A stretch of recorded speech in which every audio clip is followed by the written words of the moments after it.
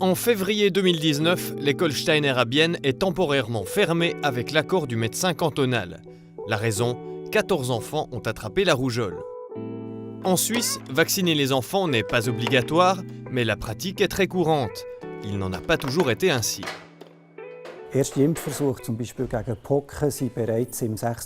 Les premières tentatives de développer un vaccin contre la variole, par exemple, datent du VIe siècle. Mais c'est seulement dans la deuxième moitié du XVIIIe siècle que ce vaccin a été vraiment développé. La vaccination à grande échelle contre la variole a permis de finalement éradiquer cette maladie de la surface de la Terre. C'est à ce jour encore un cas unique. Il a fallu attendre le XXe siècle pour voir des avancées majeures dans ce domaine et le développement de nombreux vaccins. Vor allem im 20. Jahrhundert kommen.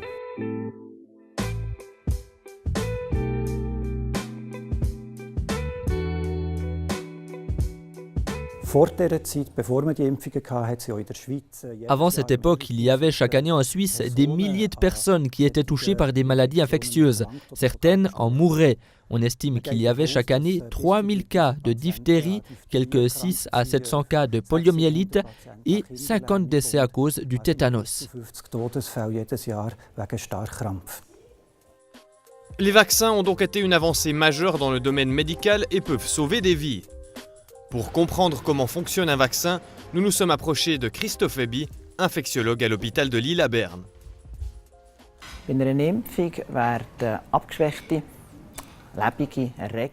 Lors d'une vaccination, on inocule un microbe vivant rendu inoffensif ou des particules des microbes morts dans le corps du patient ou de l'enfant. Lorsque c'est fait, l'organisme déclenche une réponse immunitaire et répond en créant par exemple des anticorps qui mènent à la protection. Ainsi, si l'enfant entre en contact avec un microbe ou une maladie un jour, il est protégé. Il est protégé car le corps reconnaît la maladie. Pour certaines, il la reconnaît à vie. Une seule et unique séance de vaccination suffit. Pour d'autres, ce n'est pas le cas. Le tétanos est un cas typique. Il faut faire régulièrement des rappels, toujours en se basant sur le plan de vaccination pour être protégé en permanence. Mais pourquoi faire vacciner les bébés ? C'est très important car une bonne partie de ces maladies est surtout dangereuse pour les enfants en bas âge. Les bébés sont partiellement protégés quelques semaines, voire quelques mois après leur naissance grâce à l'immunité maternelle. Mais pour que cela dure, il faut passer par le vaccin sans trop tarder.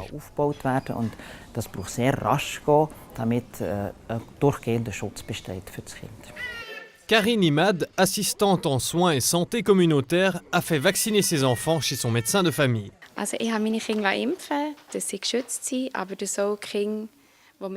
J'ai fait vacciner mes enfants pour qu'ils soient protégés, mais aussi pour protéger les autres enfants autour d'eux. Je me suis fait un peu de soucis, surtout avec mon premier enfant.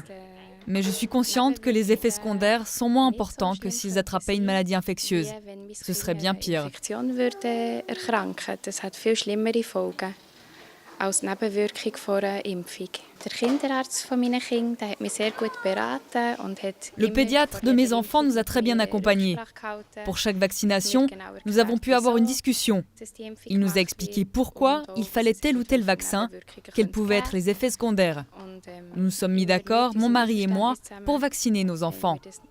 Je dois ajouter que nos enfants ont voyagé à l'étranger avec nous très tôt. C'était d'autant plus important pour moi qu'ils soient vaccinés. Reisen mit unseren Kindern und da ist es für mich noch mal viel wichtiger meine Kinder zu impfen.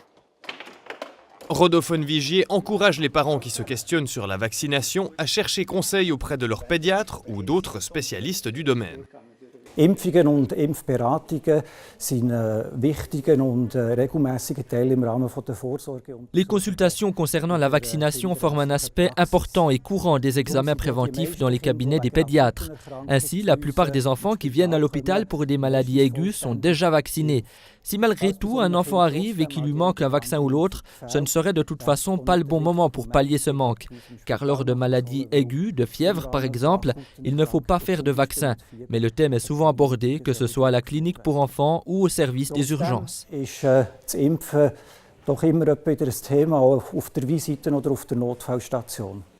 Puisque les vaccins consistent à implanter une bactérie inoffensive dans le corps, certains parents se demandent s'il ne vaut pas mieux tout simplement laisser les enfants attraper ces maladies. Il est toujours mieux de se faire vacciner, et ce pour plusieurs raisons. Les maladies infantiles, contrairement à ce que leur nom peut laisser supposer, ne sont pas toujours aussi inoffensives qu'il n'y paraît. Même des enfants en pleine santé peuvent souffrir de complications dues à ces maladies. Il n'y a aucune étude qui suggère que les enfants tirent un quelconque bénéfice à attraper une de ces maladies.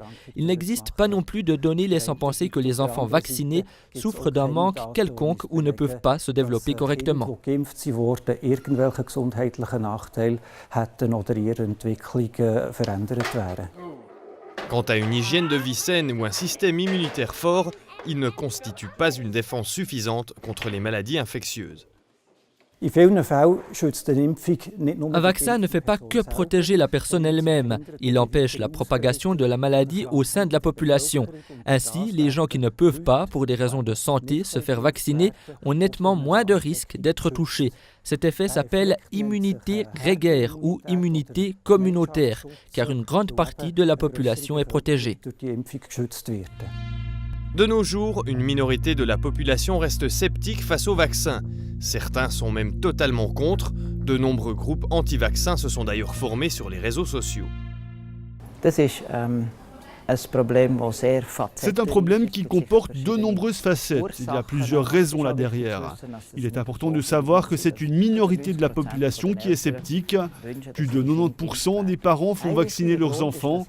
Un des problèmes, c'est que les vaccins ont été si efficaces que certaines maladies sont devenues très rares ou même éradiquées et ne sont plus connues par la population. La gravité des complications est peu à peu oubliée.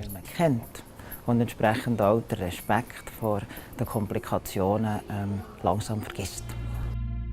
Ce scepticisme n'est pas sans danger. Was natürlich passiert, ist eben, dass die eigenen Kinder nicht geschützt sind.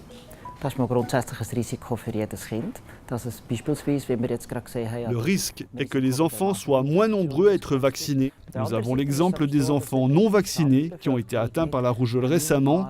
L'autre danger, c'est que pour qu'un vaccin soit efficace à l'échelle d'une population, il faut qu'un taux important de la population soit vacciné.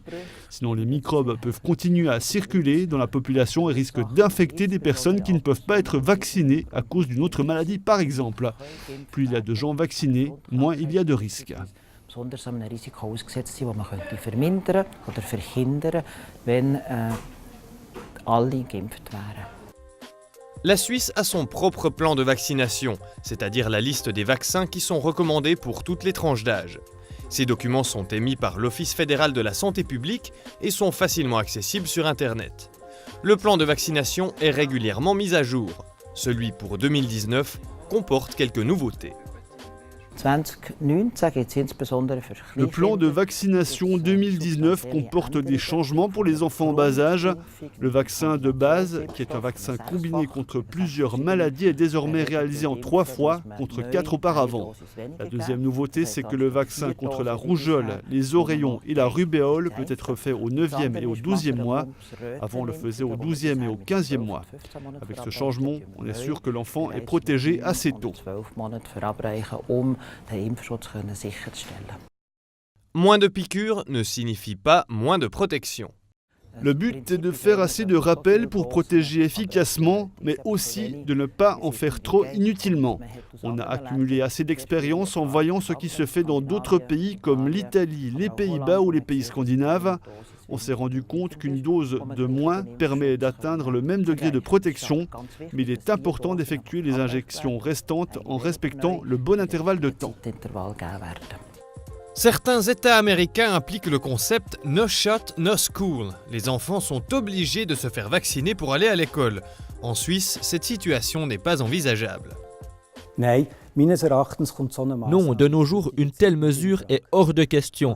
La loi sur les épidémies permettrait de rendre quelques vaccins obligatoires si c'était vraiment nécessaire, par exemple dans le cas d'une épidémie, mais il n'est heureusement pas possible d'obliger les gens à se faire vacciner contre leur gré.